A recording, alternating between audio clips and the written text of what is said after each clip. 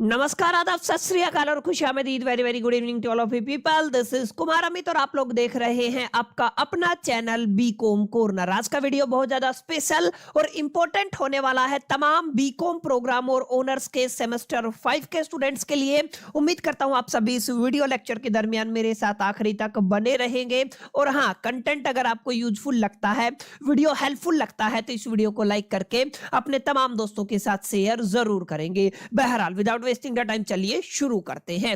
My dear friends, आज की video के अंदर हम लोग चर्चा करने वाले हैं आपके सब्जेक्ट बिजनेस इकोनॉमिक्स को लेकर के। और जैसा कि आप सभी जानते हैं, मैंने अपनी लास्ट वीडियो के अंदर आप सभी के साथ प्रॉमिस किया था कि बहुत जल्द हम बिजनेस इकोनॉमिक्स को शुरू करने वाले हैं।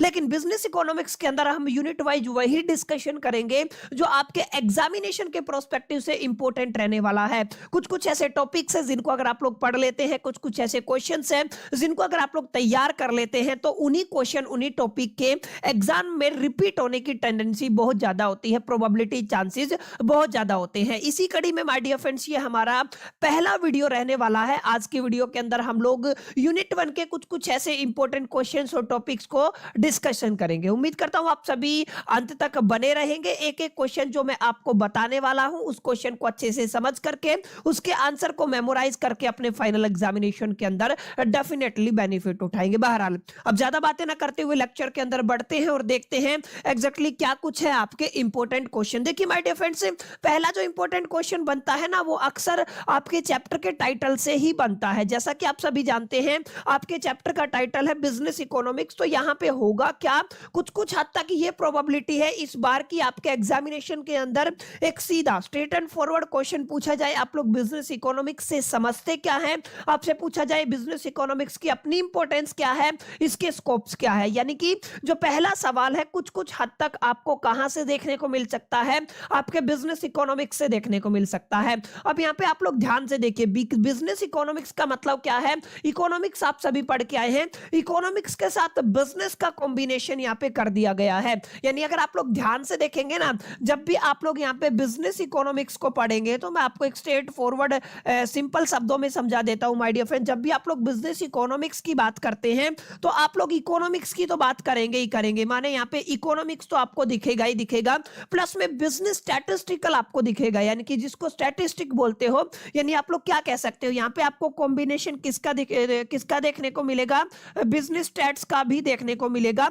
अलोंग विद हम लोग माय डियर फ्रेंड्स आपके मैनेजमेंट के प्रिंसिपल को भी यहाँ पे फॉलो करने वाले हैं। यानी हमारा क्या मतलब हुआ सर, जब भी आप लोग किसकी बात करेंगे, जब भी आप लोग बिजनेस इकोनॉमिक्स की बात करेंगे, तो हम क्या करेंगे, असल में इकोनॉमिक्स का इस्तेमाल करेंगे, इकोनॉमिक्स की थ्योरीज का इस्तेमाल करके, बिजनेस स्टैटिस्टिकल डेटा को यूज करके और मैनेजमेंट प्रिंसिपल को अप्लाई करके एक मैनेजर के सामने जो भी मैनेजरल प्रॉब्लम होती है डिसीजन मेकिंग के अंदर, उनको सोल्व करने की कोशिश करेंगे। समझ में आई मेरी बात। यानी बिजनेस इकोनॉमिक्स का क्या मतलब होता है, बिजनेस इकोनॉमिक्स का मतलब होता है हम क्या करने वाले हैं, इकोनॉमिक्स की थ्योरीज को यूज करके on the behalf of the business statistical data, और किसका इस्तेमाल करके, मैनेजमेंट प्रिंसिपल के बिहाफ पे हम लोग क्या करते हैं, जितने भी मैनेजरल प्रॉब्लम है उनको सोल्व करने की कोशिश करते हैं ताकि वो हेल्प कर सके डिसीजन मेकिंग में। इसी को क्या कहा जाता है, बिजनेस इकोनॉमिक्स कहा जाता है। तो यहाँ पे आपको तीन चीजों का कॉम्बिनेशन देखने को मिलता है। एक बात आपको ये ख्याल में रखनी है,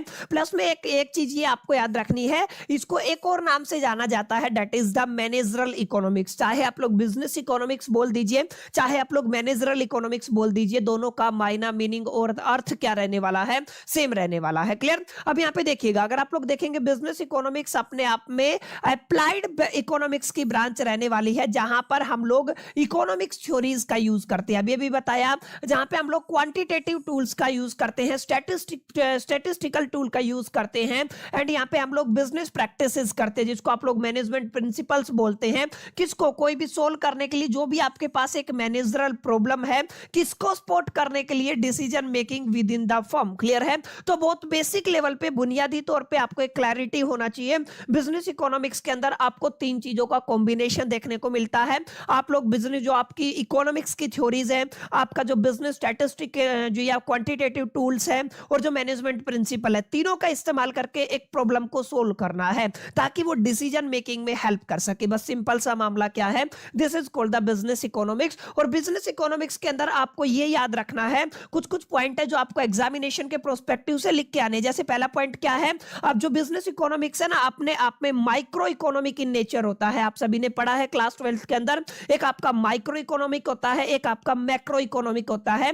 तो जो बिजनेस इकोनॉमिक्स है ना, वो अपने आप में माइक्रो इकोनॉमिक है नेचर के अंदर। प्लस में आप लोगों को ध्यान रखना है, जब भी आप लोग बिजनेस इकोनॉमिक्स की बात करेंगे ना, तो हम लोग स्ट्रेट फॉरवर्ड की बात करेंगे। We are looking forward. हम लोग किसकी बात कर रहे हैं, फॉरवर्ड लुकिंग की बात कर रहे हैं, अलोंग विद डिसीजन ओरिएंटेड। ये आपका पूरा का पूरा मामला रहने वाला है। मैंने बताया ना, डिसीजन मेकिंग में हेल्प करेगा। तो यहां पे याद रखना है, जो आपका बिजनेस इकोनॉमिक्स है वो डिसीजन ओरिएंटेड रहता है और फॉरवर्ड लुकिंग रहता है। अलोंग विद एक चीज आपको थोड़ा याद रखना है, हम लोग यहाँ पे बिजनेस इकोनॉमिक्स थ्योरीज का यूज करते हैं, स्टैटिस्टिकल टूल का यूज करते हैं और मैनेजमेंट प्रिंसिपल्स का यूज करके किसी भी प्रॉब्लम को सोल्व करते हैं। जो भी मैनेजरल प्रॉब्लम होती है विद इन द फर्म, जो सपोर्ट करती है कहीं ना कहीं डिसीजन मेकिंग के अंदर, इसको क्या बोलते हैं आप लोग, बिजनेस इकोनॉमिक्स बोलते हो। ठीक है, इसके अलावा डील करते हैं हम लोग फर्म के बिहेवियर को अंडर द अनसर्टेनिटी। कई बार ऐसी ऐसी अनसर्टेनिटी आ जाती है बिजनेस के अंदर, अनिश्चितताएं आ जाते हैं, जिनके अंदर हम डील करते हैं किसके बिहाफ पे, बिजनेस इकोनॉमिक्स के बिहाफ पे। समझ में आया?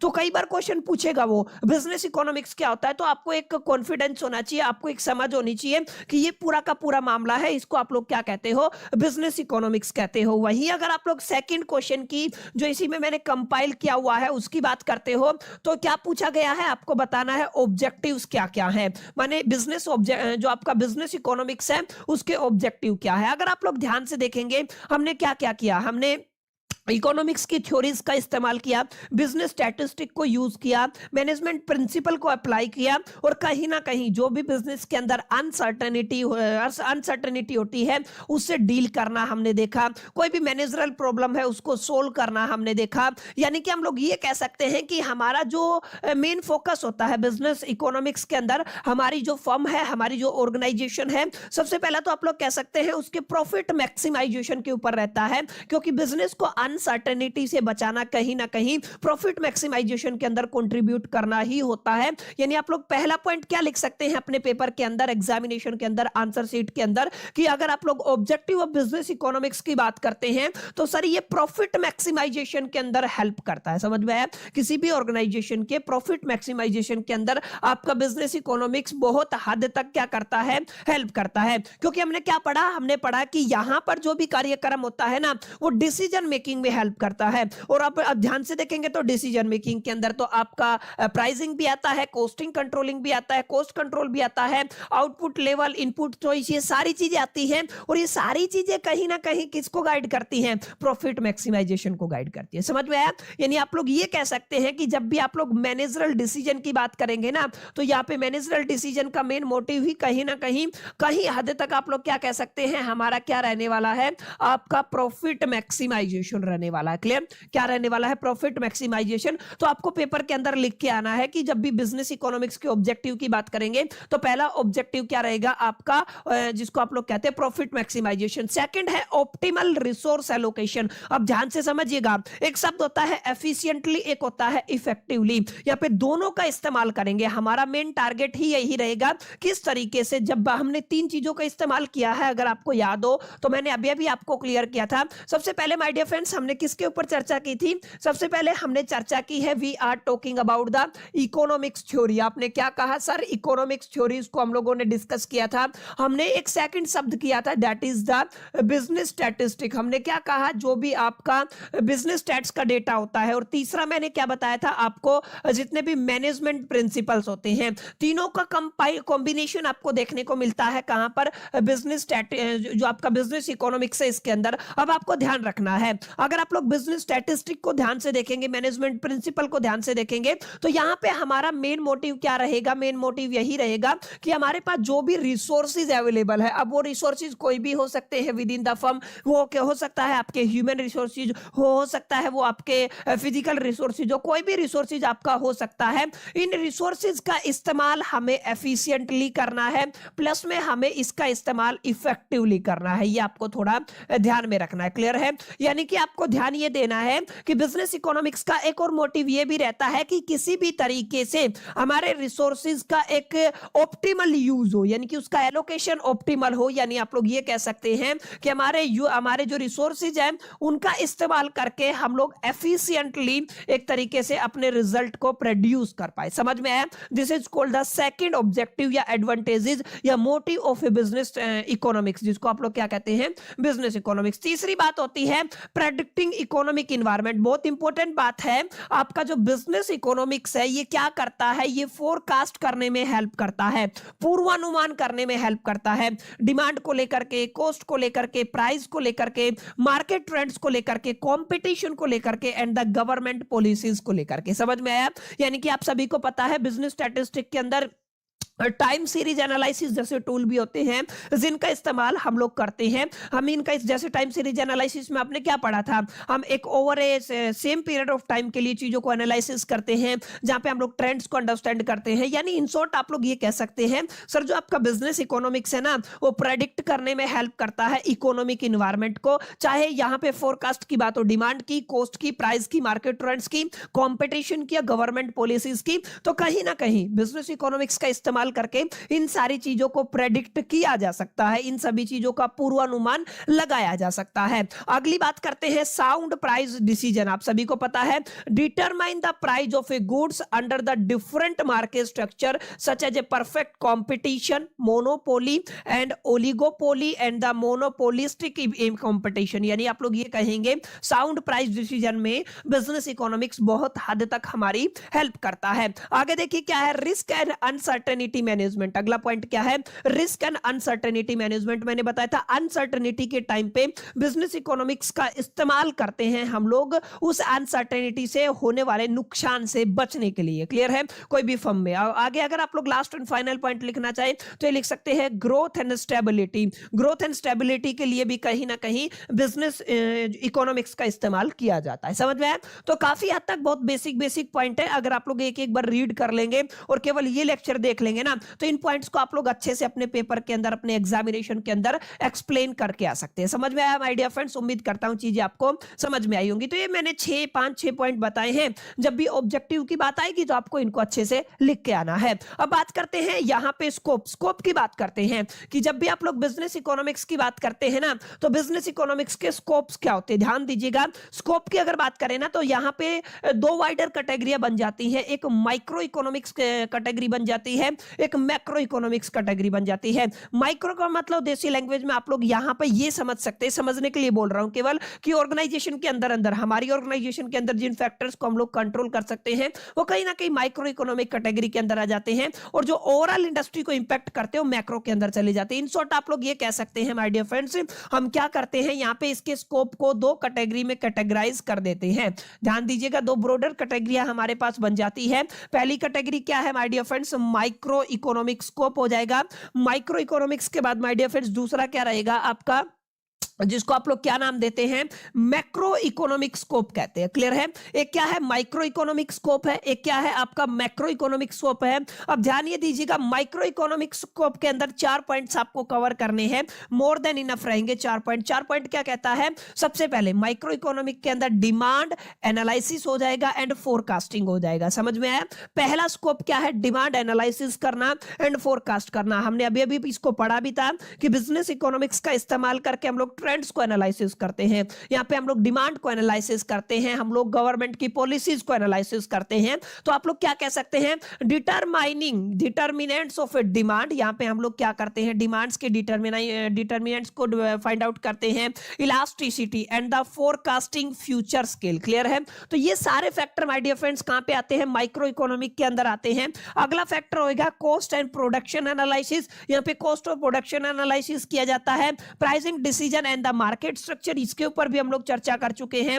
And profit analysis and the management. ये तो माय डियर फ्रेंड्स ये कुछ ऐसे फैक्टर हैं जो कहीं ना कहीं स्कोप के अंदर आते हैं, लेकिन ये स्कोप माइक्रो इकोनॉमिक स्कोप है। अगर आप लोग मैक्रो इकोनॉमिक स्कोप की बात करेंगे ना तो जैसे बिजनेस साइकिल हो गया, बिजनेस साइकिल के अंदर आपका रिसेशन की स्टडी हो गया है, आपके बूम की स्टडी हो गया है, आपके इन्फ्लेशन की स्टडी हो गया है, impact on the business policy. समझ में आया? इन सबको क्या कहेंगे? इसको आप लोग बिजनेस साइकिल कहेंगे। और ये कहीं ना कहीं किस तरीके का स्कोप है, ये आपका my dear friends macro economic scope है, यानी studying of recession, boom, inflation and their impact, यानी कि उनके इंपैक्ट को भी पढ़ना है ऑन द बिजनेस पॉलिसीज। ये क्या कहलाता है, बिजनेस साइकिल कहलाता है, और ये कहीं ना कहीं macro economic scope of the business economics रहने वाला है। सेकंड अगर आप लोग बात करते हैं, सेकंड हम लोग बात करने वाले माय डियर फ्रेंड्स यहाँ पे किसकी बात करने वाले हैं, हम लोग बात करने वाले हैं national income and economic growth की। यहाँ पे देखिए help to understand the overall economic environment in which the firm is operate. यहाँ पे बिजनेस इकोनॉमिक्स अपने आप में हमारी इस चीज में हेल्प करता है, इस चीज को अंडरस्टैंड करने में हेल्प करता है कि एग्जैक्टली ओवरऑल इकोनॉमिक इन्वायरमेंट क्या है, जिस इन्वायरमेंट के अंदर हमारा बिजनेस, हमारी फर्म, हमारी ऑर्गेनाइजेशन ऑपरेट हो रही है। समझ में आई? ऐसे आप लोग ये कह सकते हैं। अगला पॉइंट क्या रहेगा, अगला पॉइंट रहेगा fiscal and the monetary policies, and अगला क्या रहेगा international and trade global market. Clear है? ट्रेड ग्लोबल मार्केट के अंदर जैसे एक्सचेंज रेट हो गया, ट्रैफिक्स हो गया, सॉरी टैरिफ्स हो गया, कोड्स हो गया, एफडीआई रूल्स हो गए, ग्लोबल कंपटीशन हो गया, ये तमाम चीजें यहाँ पे इंक्लूड होती है। इन शॉर्ट आप लोग ये कह सकते हैं कि जब भी आप लोग स्कोप ऑफ बिजनेस इकोनॉमिक्स की बात करेंगे तो हम लोगों ने दो ब्रॉडर कैटेगरियां बना रखी है। हम लोगों ने एक माइक्रो इकोनॉमिक्स की कैटेगरी बना रखी है और एक आपका मैक्रो इकोनॉमिक का बना रखा है। माइक्रो इकोनॉमिक स्कोप के अंदर डिमांड एनालिसिस, फोरकास्टिंग आ जाएगा, कॉस्ट एंड प्रोडक्शन एनालिसिस आ जाएगा, price decision and marketing structure आ जाएगा, profit analysis and the management आ जाएगा, आगे क्या कहेंगे business cycle, national income and the economic growth आ जाएगा, फिस्कल एंड मॉनेटरी पॉलिसीज आ जाएगा, international trade and the global market आ जाएगा, किसके अंदर, मैक्रो इकोनॉमिक स्कोप के अंदर। समझ में आया? तो माय डियर फ्रेंड्स बहुत हद तक कई बार ये सवाल रिपीट होता है आपके एग्जामिनेशन के अंदर, और अगर रिपीट भी नहीं होता ना तो थोड़ा थोड़ा यार इसकी मालूमात हमें हासिल होनी जरूरी है, क्योंकि जिस सब्जेक्ट को हम लोग एटलीस्ट चाहे पेपर देने के लिए पढ़ रहे हो, लेकिन हमारा इतना तो फर्ज बनता है, इतनी रिस्पॉन्सिबिलिटी तो बनती है कि कम से कम उस सब्जेक्ट के मीनिंग की तो मालूमात हम लोग हासिल करें, उस सब्जेक्ट को थोड़ा थोड़ा तो अंडरस्टैंड करें। समझ में आया? अब सेकंड टॉपिक बोल दीजिए या सेकंड क्वेश्चन बोल दीजिए, डिमांड एंड सप्लाई के ऊपर आता है। ठीक है, law of demand and law of supply के ऊपर एक सवाल आता है, और वहां पे अजम्पशन के ऊपर सवाल आता है, और वहां पे सप्लाई चेन और डिमांड सप्लाई कर्व और डिमांड कर्व के ऊपर क्वेश्चन आता है। तो इसको मार्क कर लीजिए, क्वेश्चन घुमा के भी आ सकता है। सवाल क्या आएगा, सवाल आपका बेसिकली किस टॉपिक से जुड़ा हुआ है, अगला question law of demand and law of supply से जुड़ा हुआ है। तो माय डियर फ्रेंड्स इसको मार्क कर लीजिएगा, काफी इंपॉर्टेंट ये टॉपिक रहने वाला है। जो भी टॉपिक मैं कराने वाला हूं ना वो माय डियर फ्रेंड्स काफी इंपॉर्टेंट रहने वाले हैं। अगर सब कुछ सही चला तो वन शॉट के अंदर पूरी यूनिट अभी कवर करा दूंगा। अगर कुछ टेक्निकल फॉल्ट, क्योंकि कल भी वीडियो इसीलिए नहीं आ पाया था क्योंकि कुछ टेक्निकल फॉल्ट चल रहा था, मेरी कोशिश है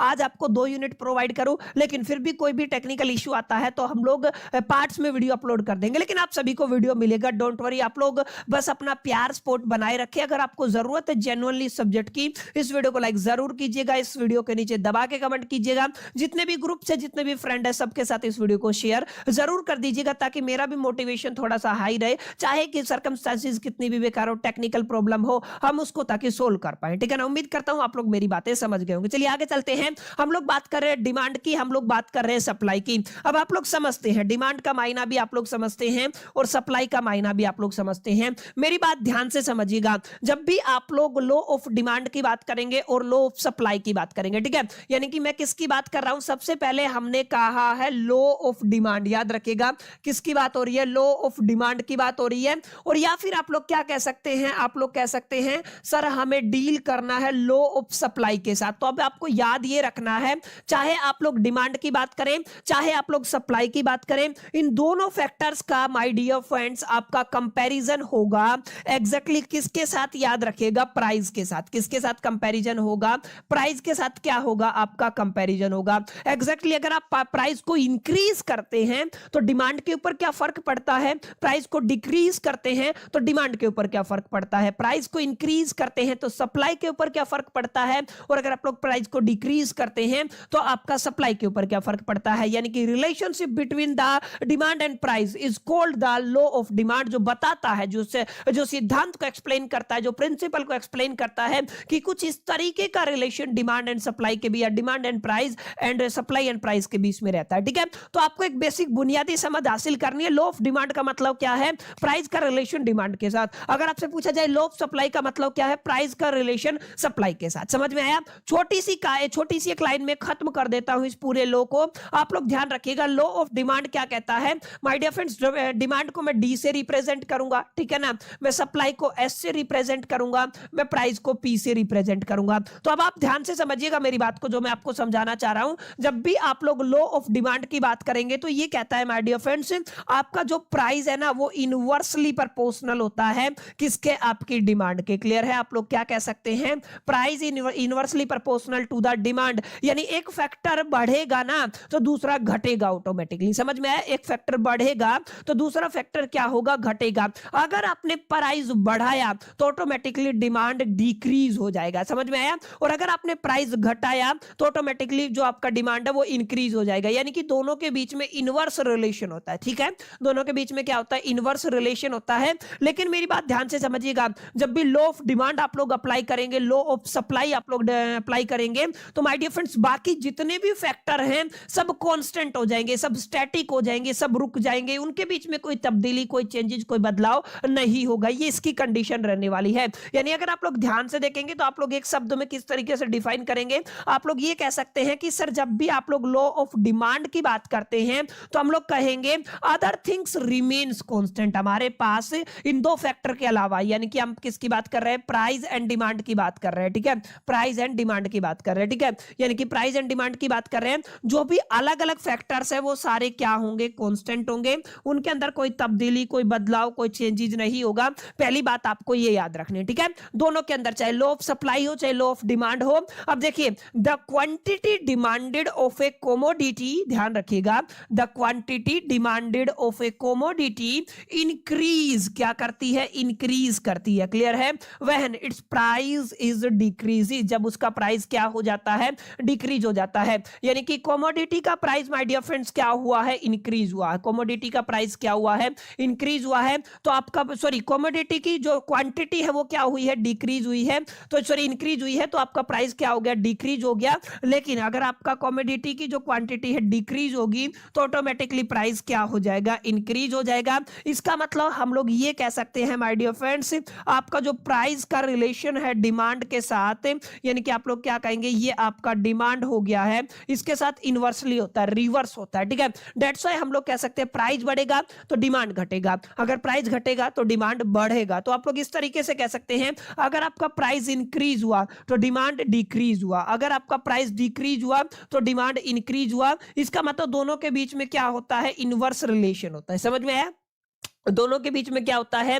इनवर्स रिलेशन होता है। And this is called the law of demand. इसको क्या कहते हैं? लॉ ऑफ डिमांड कहते हैं। समझ में आया? बहुत बेसिक है, इसको आप एग्जामिनेशन के प्रोस्पेक्टिव से काफी इंपॉर्टेंट मान लीजिएगा, ठीक है ना। अब देखिए, लॉ ऑफ डिमांड को रिप्रेजेंट करने के लिए हम, या फिर आप सिंपल कह सकते हैं, डिमांड एंड प्राइसेस के बीच में रिलेशनशिप को डिफाइन करने के लिए ग्राफिकल रिप्रेजेंटेशन हम लोग करते हैं। और उस ग्राफिकल रिप्रेजेंटेशन में हमारी कौन हेल्प करता है? डिमांड कर्व हेल्प करता है। क्या करता है? डिमांड कर्व हमारी ग्राफिकल रिप्रेजेंटेशन में हेल्प करता है। याद रखिएगा, हम दो एक्सिस लेके चलते हैं, एक आपका वाई एक्सिस पे प्राइस लेके चलेंगे और एक्स एक्सिस पे आपकी क्वांटिटी डिमांडेड लेके चलेंगे। यानी आपका यहाँ पे डिमांड रहेगा या क्वांटिटी रहेगा, क्वांटिटी डिमांडेड रहेगा एक्स एक्सिस के ऊपर, वाई एक्सिस पे क्या रहेगा माय डियर फ्रेंड्स? आपका प्राइस रहेगा। और जैसा कि मैंने अभी अभी आपके नियम को एक्सप्लेन किया है, नियम क्या कहता है? सर आपका जो प्राइस है, आपका जो क्या है, सॉरी मैं एक बार कलर इसका ये जो बेसिकली पेन है वो चेंज कर लेते हैं। ये सब ध्यान से समझिएगा। मैंने अभी भी नियम क्या बताया? सर जब भी आप लोग प्राइस की बात करेंगे तो price is inversely proportional to the demand. किसके इनवर्सली प्रोपोर्शनल होता है? ये आपकी डिमांड के इनवर्सली प्रोपोर्शनल होता है, ठीक है। तो इसका ग्राफ है ना वो नीचे की तरफ बनेगा, डाउनवर्ड बनेगा। देखिए ध्यान रखिएगा, जैसे कैसे ग्राफ बना है मैं आपको समझा देता हूं। अब आपकी क्वांटिटी कम है, आपकी क्वांटिटी क्या है? कम है, तो ऑटोमेटिकली प्राइस होगा ज्यादा। हम पीक पॉइंट पे है, लेट अस से हमने P1 पॉइंट मान लिया तो हमारा ये एक A पॉइंट बन गया। समझ में आया? यानी कि क्वांटिटी कम, प्राइस ज्यादा। अगर हमने क्वांटिटी को बढ़ाया तो आपका प्राइस थोड़ा सा डाउन आ गया, हम P2 पे आ गए, तो यानी कि ये आपका ये आ गया, ठीक है ना। अब हमने क्या किया, क्वांटिटी को और बढ़ा दिया, डिमांड को और बढ़ा दिया, तो प्राइस और कम हो गया, क्योंकि रेसिप्रोकल रिलेशन है। Q3 पे मैंने ये वाला पॉइंट बना लिया, और तीनों को अगर आप लोग मिलाएंगे ना तो ये बन जाएगा आपका डिमांड कर्व। ये क्या बन जाएगा, आपका डिमांड कर्व। समझ में आया। तो हमेशा वाई एक्सिस पे प्राइस लेके चल रहे हैं, एक्स एक्सिस पे आप लोग डिमांड या क्वांटिटी लेके चल रहे हैं। समझ में आया। और दोनों के नीचे ऐसे डाउनवर्ड स्लोप बनेगा। समझ में आया। ये आपको याद रखना है। और इसको क्या कहते हो आप लोग, क्वांटिटी, सॉरी, इसको आप लोग डिमांड कर्व कहते हो, ठीक है।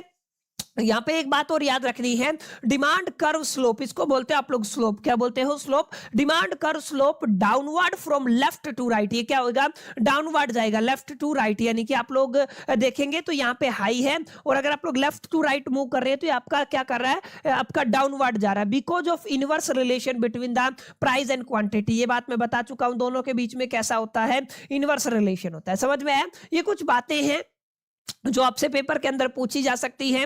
काफी इंपॉर्टेंट ये टॉपिक रहता है, तो आप लोग मेक श्योर करके इसको अच्छे से लर्न कीजिएगा। अगला देखिए, यहाँ पे क्वेश्चन पूछा जाएगा, रीजन बताइए कि आपका डिमांड कर्व स्लोप डाउनवर्ड क्यों होता है। देखिए सबसे पहले क्या पूछा गया है, डिमांड कर्व स्लोप डाउनवर्ड क्यों होता है, ये इनवर्स रिलेशन क्यों होता है। तो सबसे पहला जस्टिफाई करने के लिए हमने पहला पॉइंट लिया हुआ है, law of diminishing marginal utility. Law of diminishing marginal utility, ये क्या यूटिलिटी, ये क्या कहता है, as the consumer consume more units. Consumer अगर ज्यादा यूनिट्स कंज्यूम करता है तो जो आपका मार्जिनल यूटिलिटी है ना, वो कब फॉल हो जाता है, क्या हो जाता है, फॉल हो जाता है, जिसकी वजह से वो क्या करते हैं, बाई करते हैं ज्यादा product at only the lower price. समझ में आया। यानी कि आपका जो मार्जिनल यूटिलिटी अगर डाउन होगा तो ऑटोमेटिकली ये जो आपका कस्टमर है ये बाई करेगा ज्यादा, केवल और केवल लोअर प्राइस के ऊपर। डेट्स व्हाई आपका जो ये प्राइस है वो डिक्रीज होता है, ठीक है। इनकम इफेक्ट का आप लोग एग्जांपल ले सकते हैं। आप लोग क्या कहेंगे, fall in price increasing real income. समझ में आया। फॉल इन प्राइस इंक्रीज करता है रियल इनकम को। अगर प्राइस डाउन आ गया तो ऑटोमेटिकली वो कंज्यूम करेगा ज्यादा, बाई करेगा अपने प्रोडक्ट्स को, ठीक है। सब्स्टिट्यूशन इफेक्ट का आप एग्जांपल ले सकते हैं, व्हेन प्राइस फॉल, जब आपका प्राइस फॉल होता है, डाउन होता है, द गुड्स बिकम चीपर, ये गुड्स है वो क्या हो जाती है, चीप हो जाती है, सस्ती हो जाती है, as compare to the substitute. इसका मतलब क्या है, कंज्यूमर रिप्लेस कर सकता है other goods with this one, ठीक है। अगला क्या है आपका, मल्टीपल यूजेस का आप एग्जांपल ले सकते हैं, और new consumer, expansion of the market का भी आप लोग एग्जांपल ले सकते हैं। समझ में आया। आई होप कि माय डियर फ्रेंड्स इतनी बातें आपको समझ में आई होंगी, यहां तक आपको एक बेसिक क्लैरिटी मिला होगा, ठीक है ना। तो आपको ये इतना समझ में आया होगा what is the meaning of law of demand. अब इसके बाद हम क्या पढ़ने वाले हैं, लॉ ऑफ सप्लाई को पढ़ेंगे। लॉ ऑफ सप्लाई बिल्कुल आसान है। हम लोग क्या कहेंगे, लॉ ऑफ सप्लाई के अंदर हम लोग पहला फैक्टर सप्लाई लेके चलेंगे, और इसका रिलेशन हम लोग फाइंड आउट करेंगे किसके साथ, प्राइस के साथ। और सिंपल सा रिलेशन है, दोनों डायरेक्टली प्रोपोर्शनल होते हैं। क्या होते हैं, दोनों डायरेक्टली प्रोपोर्शनल, मतलब एक बढ़ेगा तो दूसरा बढ़ेगा, एक घटेगा तो दूसरा घटेगा। सिंपल है। तो एक बार स्क्रीनशॉट ले, फिर हम लोग आगे बढ़ते हैं।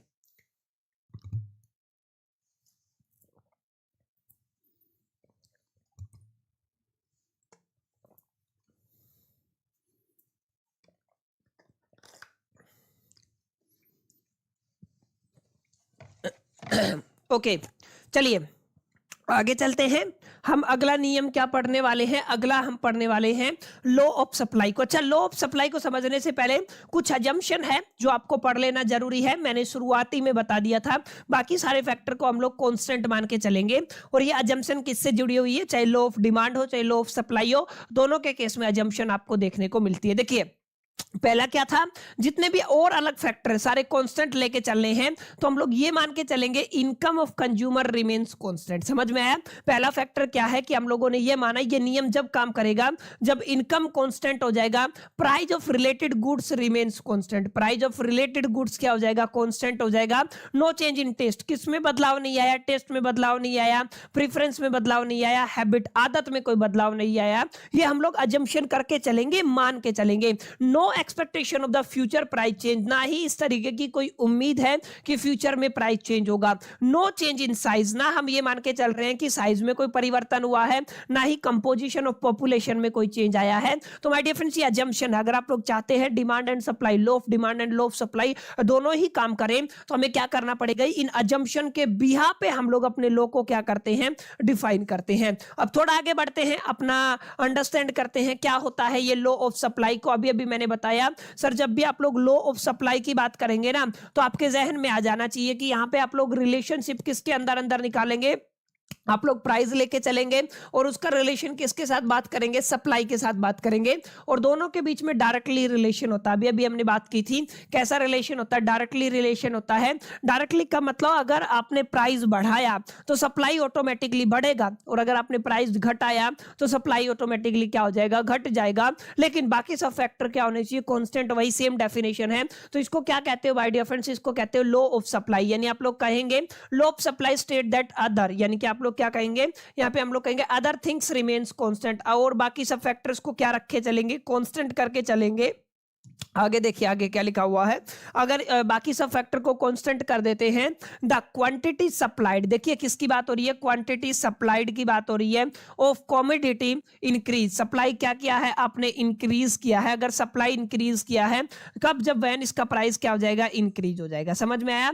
And decreases when price is decreases, ये क्या होगा, डिक्रीज होगा जब प्राइस क्या होगा, डिक्रीज होगा। इसका मतलब डायरेक्ट रिलेशन बन रहा है, क्या बन रहा है, डायरेक्ट रिलेशन बन रहा है। Price increase supply increase, price decrease supply decrease, हम लोग कह सकते हैं there is a direct relationship between the price and the quantity supplied. ठीक है, ये आपको थोड़ा याद रखना है। और जैसा कि आप सभी ने पढ़ा था अभी अभी, लो ऑफ डिमांड के केस में हमने पढ़ा था, कुछ इस तरीके से रिलेशन बना था। यहाँ पे हमारा जैसे प्राइस आ गया था ना, अगर आपको याद हो, और यहाँ पे क्या आ गया था, आपका डिमांड आ गया था। हमारा ग्राफ कुछ डाउनवर्ड बना था। ठीक है, हमारा ग्राफ कैसा बना था, डाउनवर्ड बना था। लेकिन याद रखिएगा जब भी आप लोग बात करते हैं इस तरीके के केस की, लो ऑफ सप्लाई की, जहां पे डायरेक्ट रिलेशन बनता है ना, तो हमारा जो ग्राफ है ना माय डियर फ्रेंड्स, जैसे अगर आप लोग यहाँ पे लेके चलते, यहाँ पे प्राइस ले लिया और यहाँ पे आपने क्या ले लिया, सप्लाई ले लिया है। ठीक है, तो हमारा जो ग्राफ है वो स्ट्रेट बनेगा। कैसा बनेगा, स्ट्रेट लाइन बनेगा, क्योंकि इक्वल है, क्या है आपका बढ़ रहा है। जितना आपने प्राइस बढ़ाया उतना क्वांटिटी बढ़ गया, फिर से जितना प्राइस बढ़ाया फिर क्या बन गया, आपका क्वांटिटी बढ़ गया।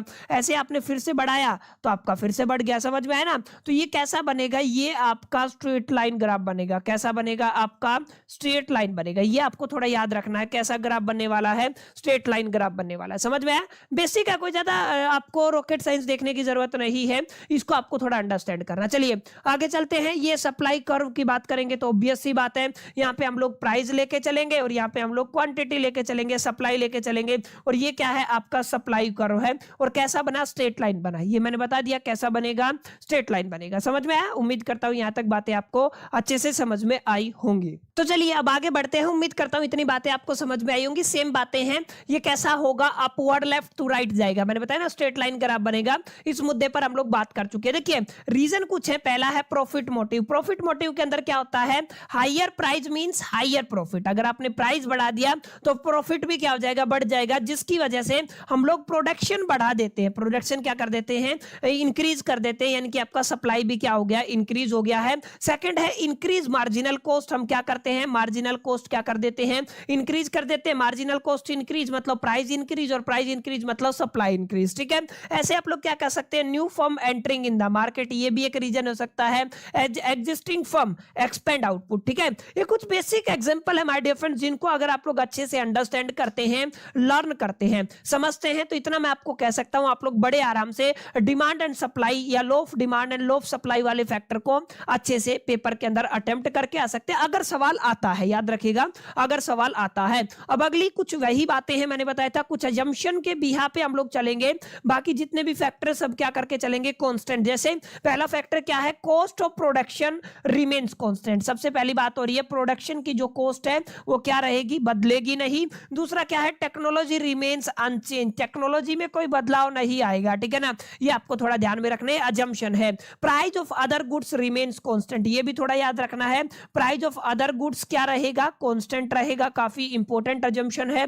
आगे नो चेंज इन टैक्स, किसमें बदलाव नहीं आएगा, टैक्सेस में बदलाव नहीं आएगा, सब्सिडीज में बदलाव नहीं आएगा, क्लाइमेट कंडीशंस में बदलाव नहीं आएगा। No change in goal of a firm, ना तो इस आपके गोल ऑफ फर्म के अंदर कोई चेंज आएगा। No expectation of the future fall in price, ना ही इस तरीके की कोई उम्मीद रखनी है कि फ्यूचर में प्राइस डाउन होगा। समझ में आया? तो ये कुछ बातें हैं जो माय डियर फ्रेंड्स किससे जुड़ी हुई है, आपके law of demand and law of supply से जुड़ी हुई है। उम्मीद करता हूं यहां तक आपको एक क्लैरिटी मिला होगा, और उम्मीद ऐसा भी मैं करता हूं आप लोग बड़े आराम से, बड़े प्यार से law of demand, law of supply, assumption of demand, assumption of supply को बड़े आराम से, और इस ग्राफ को या कर्व को, व्हाटएवर यू कैन से, इसको अच्छे से अटेम्प्ट करके आएंगे। अब एक सवाल और है जिसके ऊपर बार बार आपके पेपर के अंदर सवाल आया हुआ है, that is the price elasticity of a demand and its determinant. बड़े प्यार से समझिएगा, बहुत इंपॉर्टेंट टॉपिक है।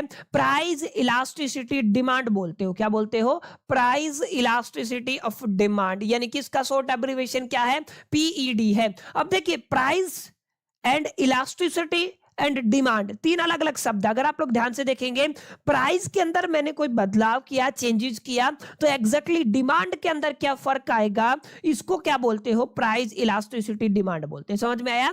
अगर आपने प्राइस के अंदर चेंजेस किया, तब्दीली किया, तो क्या डिमांड के अंदर कोई फर्क आएगा? इस रिलेशनशिप को आप लोग बोलते हो price elasticity of demand. Clear है? यानी आप लोग ये कह सकते हो, ये जो प्राइस इलास्टिसिटी ऑफ डिमांड है, यहां से हम लोग मेजर करते हैं, किसको मेजर करते हैं, रिस्पॉन्सिवनेस। काफी इंपॉर्टेंट शब्द है रिस्पॉन्सिवनेस का मतलब एग्जैक्टली क्या इंपैक्ट पड़ेगा, responsiveness of the quantity demanded. किसकी बात हो रही है, quantity demanded of a goods to the change in its price, keeping all other factors constant. Simple है, बाकी सब फैक्टर को कांस्टेंट रखना है, लेकिन ये क्या कह रहा है कि अपने प्राइस में आपने उसके एमआरपी के या प्राइस के अंदर क्या किया है, बदलाव किया है, और प्राइस के अंदर बदलाव की वजह से एग्जैक्टली उसकी डिमांड के अंदर क्या फर्क पड़ा है, किसके अंदर, उसकी डिमांड के अंदर क्या फर्क पड़ा है। इसको फाइंड आउट करने के लिए हम लोग क्या करते हैं, हम लोग पीईडी का इस्तेमाल करते हैं। समझ में आया? अब आगे बताऊंगा ये इलास्टिक क्या होता है, इन इलास्टिक क्या होता है, इस पर चर्चा करेंगे, लेकिन उससे पहले फॉर्मूले को अंडरस्टैंड कीजिए। फॉर्मूला क्या कहता है, जब भी आप लोग यहाँ पे फॉर्मूले की बात करेंगे ना, चलिए तो ब्लैक है तो हम लोग इसको 200 ही रख लेते हैं।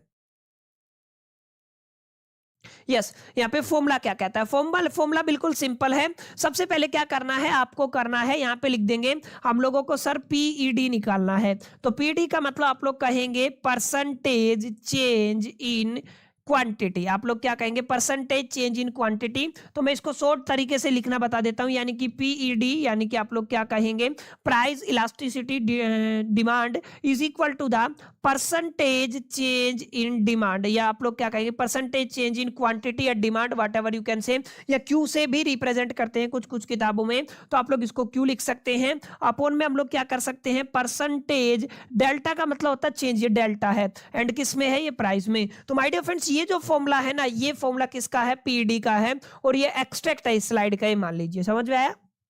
यानी कि PED, price elasticity of demand is equal to the change in the quantity demanded upon में चेंज इन द प्राइस, ये इसका फॉर्मूला रहता है।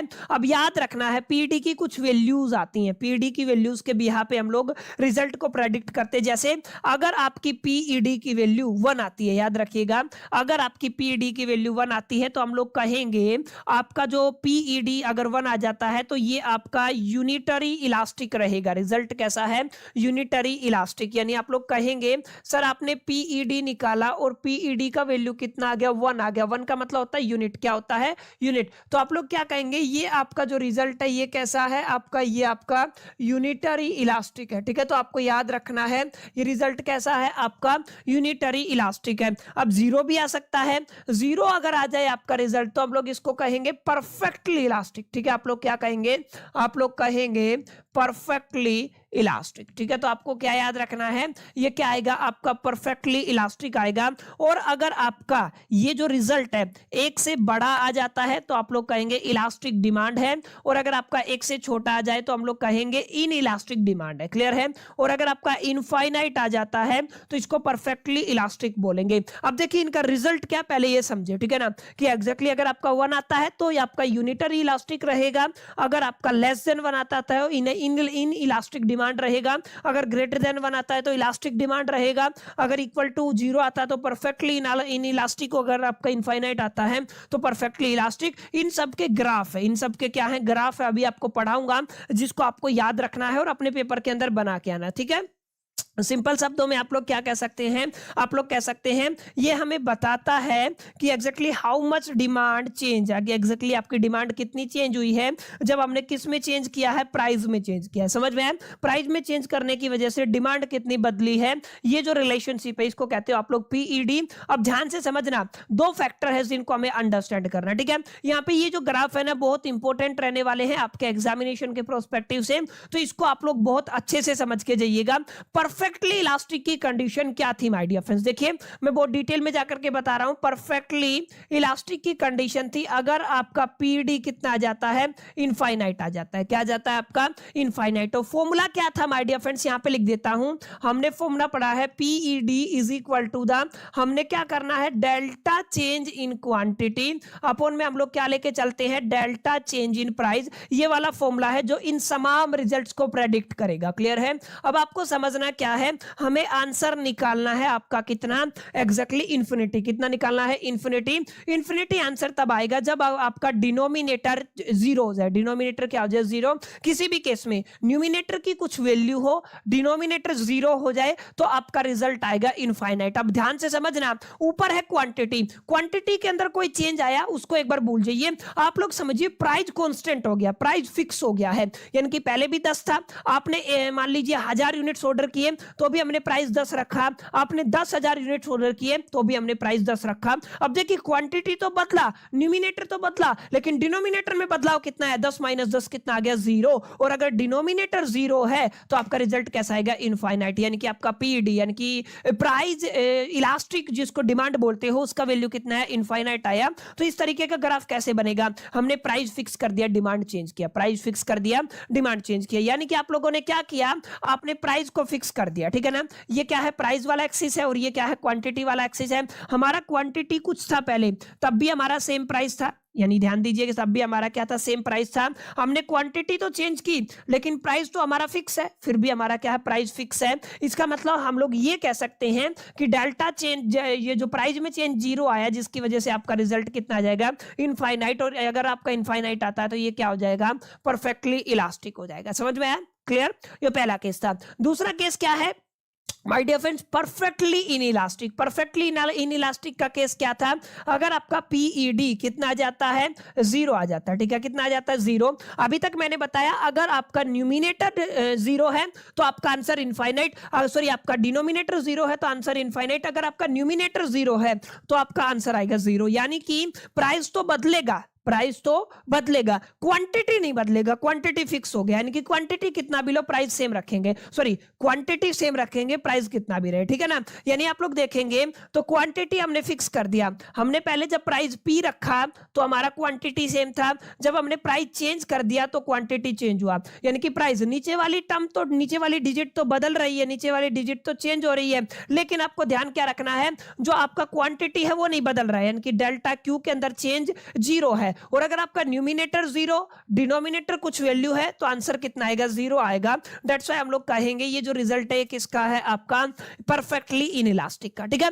तो ग्राफ बना के आना है और एक्सप्लेन करके आना है कैसे आ रहा है। अगला तीसरा केस देखिए, यूनिटरी इलास्टिक। यूनिटरी इलास्टिक का मतलब क्या था कि एग्जैक्टली आपका जो पीईडी का वैल्यू है, यानी कि जो आपका प्राइस इलास्टिसिटी डिमांड का वैल्यू कितना आ जाए, 1 आ जाए, और ऊपर और नीचे दोनों अगर वैल्यू सेम है तो आपका क्या आएगा, तभी तो 1 आएगा। यानी कि आपका जो ग्राफ है वो कैसा बनेगा, जितना क्वांटिटी में चेंज आया उतना ही प्राइस में चेंज आया, तो जितना क्वांटिटी में चेंज उतना प्राइस में चेंज। तो जैसे अगर आपने प्राइस कम है, यहां पे देखिए ये आपका सिंपल, और यानी कि आप सिंपल एग्जांपल ये ले सकते हैं, आपने जितना चेंज किस में किया क्वांटिटी में, उतना ही चेंज किस में आया, प्राइस में। तो आपका सिंपल सा फॉर्मूला है, ये कैसा बन जाएगा, स्ट्रेट लाइन डाउनवर्ड ग्राफ बनेगा, ठीक है। ये आपको थोड़ा याद रखना है, ठीक है। तीसरा केस समझ में आया। चौथा केस है रिलेटिवली इलास्टिक। क्या बोलते हो, रिलेटिवली इलास्टिक, जहां पे हमने कहा था आपका पीईडी का वैल्यू ग्रेटर देन 1 रहेगा। क्या रहेगा, पीईडी का वैल्यू ग्रेटर देन 1। और पीईडी का वैल्यू ग्रेटर देन 1 कब रहेगा, जब देखिए आपने क्या कहा, PED is equal to the delta percentage change in Q and percentage change in, आपने क्या कहा, प्राइस कहा। हमने 1 से बड़ा रखना है, आंसर कितना रखना, 1 से बड़ा, तो न्यूमिनेटर बड़ा होना चाहिए डिनोमिनेटर से, यानी कि चेंज इन प्राइस जो क्वांटिटी है वो ज्यादा हो as compare to the change in price. तो हम लोग क्या कहेंगे, आपका जो रिजल्ट है वो कैसा आएगा, ग्रेटर देन 1 आएगा, और ग्रेटर देन 1 आता है तो इसका मतलब क्या है, आपका पीडी कितना हो जाएगा, ग्रेटर देन 1 हो जाएगा। तो देखिए ध्यान से देखिए, ये वाला जो आपका ग्राफ है इसको सेटिस्फाई करता है। सिमिलर मैनर में आपको लेस देन 1 रखना है, तो हम लोग क्या कहेंगे, हम लोग कहेंगे सर आपका जो PD is equal to the percentage change in quantity upon में परसेंटेज चेंज इन प्राइस। तो नीचे वाली डिजिट बड़ी रहेगी, ऊपर वाली डिजिट छोटी रहेगी, क्वांटिटी में चेंज कम आएगा, प्राइस में चेंज ज्यादा आएगा, जिसकी वजह से आपका जो रिजल्ट है वो लेस देन 1 रहेगा, और आपको रिजल्ट कैसा मिलेगा, पर रिलेटिवली इन इलास्टिक मिलेगा। समझ में आया? तो माय डियर फ्रेंड्स, काफी इंपॉर्टेंट ये ग्राफ रहने वाले हैं, आपको समझ में आना चाहिए कि एग्जैक्टली किस तरीके से बेसिक मैथमेटिक्स का इस्तेमाल करके आप लोग इन तमाम ग्राफ्स को क्या कर सकते हैं, बना सकते हैं, और अपने पेपर के अंदर प्लॉट करके आ सकते हैं। क्लियर है? अब एक सवाल इसमें था कि आपको एक्सप्लेन करना है जो आपका प्राइस इलास्टिसिटी डिमांड को एक्सप्लेन करना डिटेल में जाकर के। एक इसमें ये भी पूछा गया था कि आपको एक्सप्लेन करना है डिटरमिनेंट। डिटरमिनेंट्स का मतलब the factors which are affecting the price elasticity demand, जो प्राइस इलास्टिसिटी डिमांड को अफेक्ट करते हैं वो सारे फैक्टर क्या कहलाते हैं माय डियर फ्रेंड्स, वो सारे फैक्टर आपके डिटरमिनेंट्स कहलाते हैं। क्लियर? तो पेपर के अंदर आपसे पूछा जाए ना डिटरमिनेंट, अगर आपसे पूछा जाए तो आपके दिमाग में घंटी जल जानी चाहिए। ये सारे वो फैक्टर हैं जो आपके पीईडी को इंपैक्ट करते हैं। क्या करते हैं? पीईडी को इंपैक्ट करते हैं। ठीक है, जैसे अब यहाँ पे कुछ फैक्टर मैंने लिखे हुए हैं, कुछ 7-8 की लिस्ट है। सबसे पहली बात है अवेलेबिलिटी ऑफ द सब्स्टिट्यूट। अब कितने मार्केट में सब्स्टिट्यूट अवेलेबल हैं इस चीज के ऊपर भी डिपेंड करता है। अब ध्यान दीजिएगा, अगर ज्यादा सब्स्टिट्यूट अवेलेबल है मतलब डिमांड इलास्टिक हो जाएगी, अगर कम सब्स्टिट्यूट अवेलेबल है डिमांड इन इलास्टिक हो जाएगी। समझ में आया? ये आपको थोड़ा ध्यान में रखना है। जैसे अगर आप लोग बात करते हैं सेकंड फैक्टर की, नेचर ऑफ कमोडिटी, कमोडिटी की नेचर के ऊपर भी डिपेंड करता है। अगर आपकी नेसेसिटी है, जैसे डेली ही यूज करना है, तो उसकी डिमांड ज्यादा है, यानी कि वो कैसा हो जाएगा, इन इलास्टिक हो जाएगा। लेकिन जो कंफर्ट एंड लग्जरी की चीजें हैं जैसे एसी हो गया, कार हो गया, होटल हो गया, ये कैसे हैं, इलास्टिक इन डिमांड हो जाएंगे। समझ में आया? तो इलास्टिक इन इलास्टिक। ठीक है, ये आपको थोड़ा ध्यान में रखना है। अगला है proportion of the income spend on the goods. ये भी बड़ा फैक्टर है कि एग्जैक्टली कितना हिस्सा हम अपनी इनकम का गुड्स के ऊपर खर्च करते हैं, तो ये फैक्टर भी डिटरमिनेंट कहलाएगा। Goods that take a larger share of income, ऐसी गुड्स जो ज्यादा पैसा लेती हैं वो इलास्टिक रहेंगी, वहां पे डिमांड इलास्टिक हो जाएगा। और जो स्मॉल शेयर लेती हैं उनके अंदर इन इलास्टिक हो जाएगा, वहां पे डिमांड या परचेजिंग उनकी ज्यादा रहेगी। क्लियर? तो बहुत बेसिक चीजें माय डियर फ्रेंड्स, यहाँ पे कुछ समझने वाली बात है नहीं, सिर्फ लर्न करना और पेपर के अंदर लिख के आना अगर क्वेश्चन आता है। अगला देख लीजिए, फटाफट से इसको कंपाइल करते हैं। हैबिचुअल या एडिक्टिव गुड है, जैसे बीड़ी जो लोग पीते हैं, ठीक है ना, जो ड्रिंकिंग करते हैं, शराब पीते हैं, ये आपकी एडिक्टिव है। क्या है? ये एडिक्टिव है। और एडिक्टिव चीजों के अंदर देखिए, जैसे आपका सिगरेट हो गया, अल्कोहल हो गया, ड्रग हो गया, जो एडिक्टेड चीज होती है ज्यादा कंज्यूम होती है, इनइलास्टिक होती है, और जो एडिक्टेड नहीं होती है वो इलास्टिक होती है। तो ये आपको थोड़ा इन इलास्टिक डिमांड का याद रखना है। अगर आप लोग ड्यूरेबिलिटी ऑफ द गुड्स की बात करते हैं तो जो भी ड्यूरेबल गुड्स है उनके अंदर इलास्टिक रहेगा, क्योंकि उसका रिकरिंग नेचर कम हो जाता है, और आपका जो बाकी डेली यूज के जो भी रहते हैं ना उनके अंदर इन इलास्टिक होता है। टाइम पीरियड के ऊपर भी डिपेंड करता है, पॉसिबिलिटी ऑफ द पोस्टपोनमेंट के ऊपर भी डिपेंड करता है, price range of the product के ऊपर भी डिपेंड करता है, जॉइंट डिमांड और एक कॉम्प्लीमेंट्री गुड्स के ऊपर भी डिपेंड करता है। ठीक है, पढ़ लीजिएगा, पीडीएफ में सारी चीजें लिखी हुई हैं, कुछ बेसिक बातें हैं जो आपको अपने बिहाफ पे केवल रीड करनी है। ठीक है ना, इनको अगर आप लोग रीड कर लेंगे तो आपका काम बन जाएगा, क्योंकि पीडीएफ में आपको प्रोवाइड करता हूं। पीडीएफ चाहिए तो प्यारा सा कमेंट जरूर कीजिएगा, साथ साथ टेलीग्राम चैनल ज्वाइन कर लीजिएगा। एज सुन एज पॉसिबल मैं टीम को बोलूंगा जैसे क्लास अपलोड हो ना उसके आधे घंटे या 1 घंटे बाद आपको पीडीएफ अपलोड कर दे। ठीक है ना, तो माय डियर फ्रेंड्स, उम्मीद करता हूं इतनी बातें आपको समझ में आई होंगी, यहां तक क्लैरिटी मिला होगा।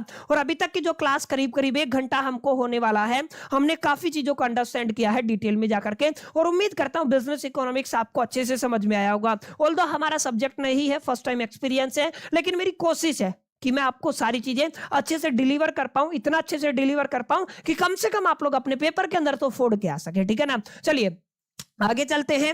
आगे आपका क्या है, प्राइस इलास्टिसिटी, डिमांड का जो साइज है ना वो नेगेटिव क्यों होता है। देखिए साइज मतलब साइन की बात हो रही है, साइज नहीं बोल रहा हूं मैं, साइन बोल रहा हूं, ठीक है। एक क्वेश्चन और पूछा जाता है, क्या पूछा जाता है कि आपको बताना है why is the sign of a price elasticity of a demand is negative. अब यहाँ पे आपको बताना है जो आपका फॉर्मूला है इसके अंदर नेगेटिव, जैसे आपने पढ़ा ना जो आपका फॉर्मूला था पीईडी पढ़ा, थोड़ा सा इसका साइज बढ़ा लेते पेन का, ठीक है ना। अब हमें क्या करना है, थोड़ा सा ध्यान रखना है, price elasticity demand is equal to the, हम लोग क्या कहते थे, percentage change in the quantity upon में percentage change in the price. अब याद रखिएगा यहाँ पे हम लोग नेगेटिव साइन लगा के चलते हैं, मैथमेटिक्स में नेगेटिव का अपना इंपॉर्टेंट होता है। तो ये पूछा गया भाई साहब कई को लगाया है, ये किस लिए लगाया ना। अब ध्यान दीजिएगा असल में ये किस लिए लगाया है, इसका अपना एक कंसिडरेशन है, अपना एक मुद्दा है, ये आपको समझना है, ठीक है ना। आप ध्यान से देखिएगा यहाँ पे क्या करना है, हमें समझना है price elasticity of demand has a negative sign because price and the quantity demand move in the opposite direction. Formula क्या कहता है, फॉर्मूला ये कहता है price and demand opposite direction में मूव करते हैं, समझ में आया। और जो चीजें, दो चीजें जब अपोजिट डायरेक्शन में मूव करती हैं तो उनको नेगेटिव साइन से मैथमेटिक्स के अंदर रिप्रेजेंट किया जाता है। तो आप लोग क्या कहेंगे, आप लोग कहेंगे sir price and the quantity demands moves in the opposite direction. ये क्या होता है, अपोजिट डायरेक्शन में मूव करती हैं। अगर आप लोग देखेंगे according to the law of the demand, मैंने बताया था demand and price are inversely proportional, यानी प्राइस इंक्रीज होता है तो डिमांड गिर जाती है, अगर आपका प्राइस डिक्रीज होता है तो डिमांड राइज हो जाती है।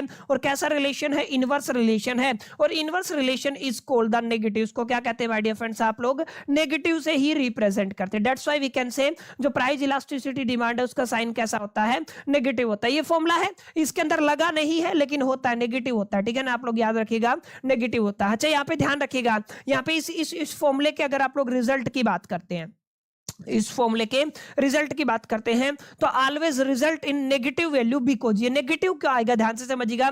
जो आपका जो न्यूमिनेटर है, न्यूमिनेटर का मतलब क्या है, आपका क्वांटिटी में चेंज है, is negative when the price raise. ये कब होएगा, जब ये आपका नेगेटिव रहेगा, जब प्राइस उठेगा तो ये नेगेटिव होएगा। And denominator delta P is positive when the price is raise. Clear है। अब इसका मतलब क्या है, रेशियो बिकम कैसा हो जाएगा, नेगेटिव। समझ में आया, बहुत बेसिक बातें, सिंपल मैथमेटिक्स है, बड़े प्यार से बड़े आराम से आप लोग इसको कर सकते हैं, ठीक है। आई होप कि इतनी बातें आपको समझ में आई होंगी। इसके बाद काफी इंपॉर्टेंट सवाल है आउटले मेथड, ज्यादा समय हो गया है, ठीक है ना। एक क्वेश्चन मैं आप सभी के लिए छोड़ता हूं, आपको याद कर लेना है, टोटल एक्सपेंडिचर मेथड, जिसको आप लोग आउटले मेथड के नाम से भी जानते हैं। कंप्लीट डिटेल्ड एक्सप्लेनेशन दी हुई है, जब आप लोग पीडीएफ डाउनलोड करेंगे तो इसको याद कर पाएंगे। 3 अलग अलग केसेस हैं, इसको एग्जामिनेशन के प्रोस्पेक्टिव से माय डियर फ्रेंड्स अच्छे से रिवाइज करके जाइएगा। अब आज का एजेंडा है माय डियर फ्रेंड्स हमारा इनकम इलास्टिसिटी ऑफ डिमांड। अब जब आप लोग टॉपिक को देखते हैं, जब आप लोग क्वेश्चन को देखते हैं तो वहीं से आपको आइडिया लगाना है कि यहाँ पे क्वेश्चन क्या बोल रहा है। जैसे अगर आप लोग देखेंगे, हमारे पास एक तो आपका स्टेटमेंट क्या है, इनकम से जुड़ा हुआ है, ठीक है ना। दूसरा क्या आपको दिख रहा है माय डियर फ्रेंड्स, आपका डिमांड दिख रहा है। पिछली क्लास के अंदर मैंने बताया था आपको आइडिया लगा लेना है। इलास्टिसिटी का मतलब यहाँ पे आपको रिलेशनशिप निकालना है, इनको डिवाइड करना है। आप लोग रेफरेंस के लिए ऐसा समझ सकते हैं, इनकम के अंदर अगर वेरिएशन आ जाए, इनकम के अंदर चेंजेस, तब्दीली, बदलाव आ जाए तो डिमांड के ऊपर क्या इंपैक्ट पड़ेगा, डिमांड के ऊपर क्या कुछ चेंजेस आएंगे, इसको क्या कहते हैं my dear friends, income elasticity of demand. समझ में आया,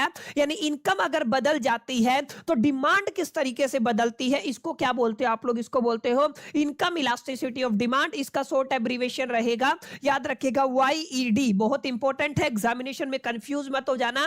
जब भी आपको दिखे YED तो आपका दिमाग एक्टिवेट हो जाना चाहिए। YED का मतलब क्या है, this is called the income elasticity of demand. अब देखिए इनकम इलास्टिसिटी ऑफ डिमांड की डेफिनेशन क्या लिखी हुई है, हमें मेजरमेंट करना है किसका, responsiveness of the quantity demand. देखिए जो भी क्वांटिटी डिमांडेड है of a commodity to a change in the consumers income, ठीक है ना। किसकी बात हो रही है, कंज्यूमर्स की इनकम में चेंज हो रहा है, keeping price and other factors constant. ये तो बात होती है कि बाकी सभी फैक्टर्स को हमें क्या करना है, प्राइस और जो प्राइस से जैसे हुए जुड़े हुए जितने भी फैक्टर सबको क्या रखना है, कांस्टेंट रखना है। तो एग्जैक्टली जब भी आप लोग responsiveness of the quantity demanded of a commodity to a change in the consumers income की price and other factors constant, ठीक है, इसको इसको क्या बोलते हो माय डियर फ्रेंड्स, इस मेजरमेंट को आप लोग क्या बोलते हो, इस मेजरमेंट को इनकम इलास्टिसिटी ऑफ डिमांड बोला जाता है। सिंपल वर्ड में आप लोग क्या कह सकते हैं, एक बेसिक फॉर्मूला है, यानी कि हम लोग कह सकते हैं YED is equal to the percentage change in the quantity demand, यानी कि ये आपका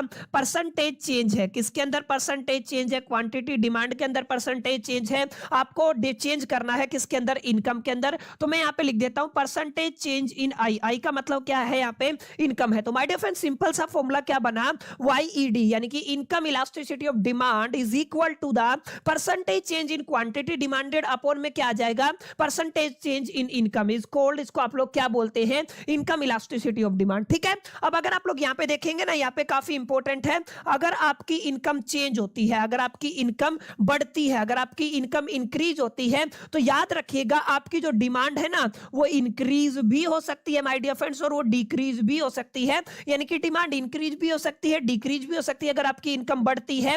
ये डिपेंड करेगा कि आपका किस तरीके का गुड्स यहाँ पे रहने वाला है। This is going to be very very important. और यहाँ पे एक चीज और याद रखिएगा, वहां पे अगर आप लोग ध्यान देंगे तो हमने क्या पढ़ा था इससे पीछे, जब आप लोग प्राइस इलास्टिसिटी डिमांड पढ़ के आए थे, वहां पे देखा था वो उसकी वैल्यू हमेशा कैसी आती थी, नेगेटिव आती थी। लेकिन यहां पे याद रखिएगा जब भी आप लोग इनकम इलास्टिसिटी डिमांड की बात करते हैं, यानी कि YED की बात करते हैं, तो YED आपका पॉजिटिव भी हो सकता है, YED आपका नेगेटिव भी हो सकता है, और YED आपका जीरो भी हो सकता है। तीनों पॉसिबिलिटीज है, दैट्स डिपेंडिंग अपॉन कि आप लोगों के पास गुड्स का टाइप क्या है। ये हम लोग डिटेल में जाकर के चर्चा करेंगे, लेकिन इससे पहले जो आप लोगों ने पढ़ा था ना प्राइस इलास्टिसिटी डिमांड, उसके अंदर उसका वैल्यू केवल और केवल कैसा आता है, नेगेटिव आता है। इस बात पर आपको जरूर गौर फरमाना है। अब यहाँ पे देखिएगा इनकम इलास्टिसिटी ऑफ डिमांड के अंदर अगर आप लोग देखते हैं तो क्या लिखा हुआ है, types of income elasticity of demand. यहाँ पे क्या क्या केसेस दिए हुए हैं, पॉजिटिव इनकम इलास्टिसिटी, क्या हो रहा है, positive income elasticity,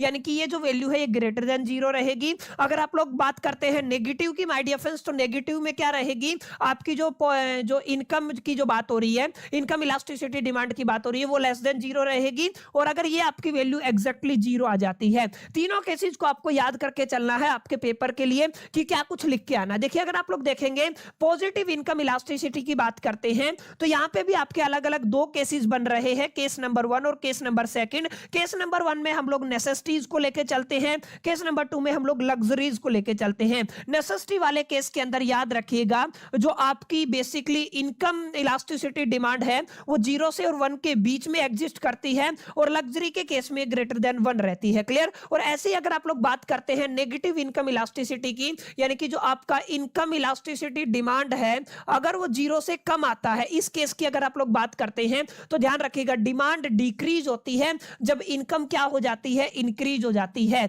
this is are inferior goods, इनको क्या कहते हैं हम लोग, इंफीरियर गुड्स कहते हैं। एग्जांपल आप लोग ले सकते हैं courses, grains, cheap clothing and the local transport. ठीक है, बेसिक एग्जांपल है, सिर्फ आपको याद रखना, इसमें समझने वाली बात कुछ नहीं है। ये आपको केसेस लिख के आने आपके पेपर के अंदर। ऐसे आपको किसकी बात करनी है, जीरो इनकम इलास्टिसिटी की बात करनी है। ए change in the income does not affected the demand, माने आप लोग क्या कह सकते हैं, जब इनकम का जो चेंज है डिमांड को अफेक्ट ना करे तो वो क्या कहलाएगा, उस केस में आपका जो YED है वो किसके इक्वल आ जाएगा, जीरो के इक्वल आ जाएगा। और आप लोग क्या कह सकते हैं, एग्जांपल के तौर पे साल्ट का एग्जांपल ले सकते हैं, मैचिस बॉक्स का एग्जांपल ले सकते हैं, बेसिक दवाइयों का एग्जांपल ले सकते हैं। ठीक है, तो कई बार पेपर पूछा जाता है माय डियर फ्रेंड्स आपसे कि what is the meaning of income elasticity of demand, तो आपको इसको अच्छे से एक्सप्लेन करके आना, फॉर्मूला आपको याद होना चाहिए, कब पॉजिटिव होएगा कब नेगेटिव होएगा, ये सारी बातें माय डियर फ्रेंड्स आपको यहाँ पे लिख के आनी है। क्लियर है। एक में हमने देखा प्राइस इलास्टिसिटी डिमांड, एक में देखा हमने इनकम इलास्टिसिटी डिमांड। अगर आप सभी को याद हो तो हमने देखा था प्राइस इलास्टिसिटी डिमांड हम लोगों ने देखा था, और एक हमने क्या देखा है, इनकम इलास्टिसिटी डिमांड। तो कैसे याद किया आप सभी ने कि सर इन दोनों में है ना इलास्टिसिटी का मतलब हमें रिलेशन को चेक करना है। माने हमने इस तरीके से देखा, यहां पे हमने देखा कि एग्जैक्टली प्राइस का किसके साथ रिलेशन लेके चल रहे हैं हम लोग, डिमांड के साथ रिलेशन लेके चल रहे हैं। ठीक है, यही तो हम लोगों ने पढ़ा ना। और यहां पे अगर आप लोग इनकम की बात करते हैं तो यहां पे हमने देखा कि आपका इनकम का रिलेशन किसके साथ लेके चल रहे हैं, डिमांड के साथ लेके चल रहे हैं। इतनी बातें तो हमें समझ में आ गई थी, दोनों जो इलास्टिसिटी आप लोग पढ़ के आए हैं। अब एक और तरीके का इलास्टिसिटी है जो आपको पढ़ना है, जिसको आप लोग कहते हैं my dear friends cross elasticity. क्या कहते हो आप लोग, क्रॉस इलास्टिसिटी डिमांड। अब यहाँ पे ध्यान से देखिएगा, cross elasticity demand is the measure of responsiveness of A quantity demanded of A one good. याद रखिएगा यहाँ पे किसकी बात हो रही है, रिस्पॉन्सिव क्वांटिटी डिमांड की बात हो रही है। माने आप लोग डिमांड के साथ डील करेंगे, किसकी डिमांड रहेगी, एक गुड की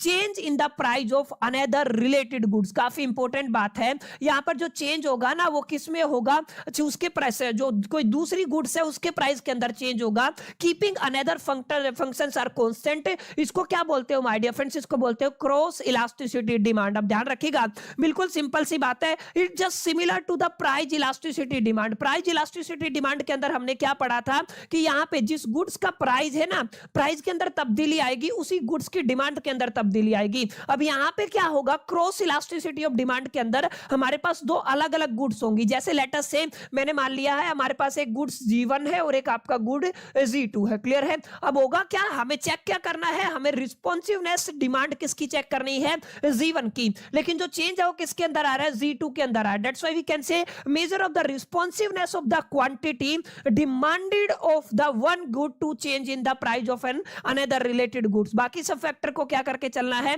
कांस्टेंट करके चलना है। तो this is called the cross elasticity of demand. इसको आपको याद रखना है। अगर आप लोग यहाँ पे दो गुड्स लेके चलते हैं, मैंने मान लिया है गुड्स ए है हमारे पास और फिर क्या है हमारे पास गुड्स बी है, तो यहाँ पे क्या करना है, change in the quantity demand of goods से, तो प्राइस किसका लेके चलेंगे, बी का। समझ में आया, यानी कि एक कमोडिटी है उसकी क्वांटिटी में जो चेंजमेंट आएगा, किसकी वजह से हमें चेंज प्राइस किसका करना है, आप लोग कह सकते हैं दूसरी क्वांटिटी का, रिलेटेड क्वांटिटी का। तो ये क्या कहलाएगा, ग्रॉस इलास्टिसिटी ऑफ डिमांड। ठीक है ना, आप लोग क्या कहेंगे इसको, ग्रॉस इलास्टिसिटी ऑफ डिमांड, यानी कि XED से रिप्रेजेंट करते हैं। समझ में आया। तो यहाँ पे आप लोगों ने अलग अलग इलास्टिसिटी ऑफ डिमांड पढ़े हैं, इसको कहते हैं क्रॉस इलास्टिसिटी ऑफ डिमांड। एक हम लोगों ने पढ़ा इनकम इलास्टिसिटी ऑफ डिमांड, हमने देखा इनकम जब चेंज होती है, चेंज इन इनकम का रिलेशन डिमांड के साथ। और इसके बाद हमने देखा प्राइस इलास्टिसिटी ऑफ डिमांड की हम लोगों ने बात की। तो प्राइस इलास्टिसिटी ऑफ डिमांड में हमने देखा प्राइस एंड डिमांड के साथ रिलेशन। लेकिन यहाँ पे हम लोग प्राइस की तो बात करेंगे,